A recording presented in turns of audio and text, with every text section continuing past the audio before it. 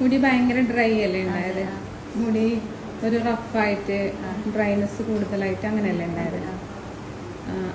ഒരു നിങ്ങൾക്കത് കെട്ടിവെച്ചാലോ ഒന്നും ഒരു മേനയില്ലാത്ത രീതിയിലല്ലേ ഹെയർ ഉണ്ടായത് ബാക്കിലല്ലോ? ഇപ്പം എങ്ങനെയുണ്ട്? സ്മൂത്ത് ആയില്ലേ? കാണാൻ ലുക്കായില്ലേ? ഹാപ്പി അല്ലേ? ഉള്ളു കുറവെന്നുള്ള ഒരു ടെൻഷനിലല്ലേ വന്നത്? ഇപ്പം കുറച്ച് ഉള്ളെല്ലാം തോന്നിക്കല്ലേ? ഹാപ്പി കാണിക്കണ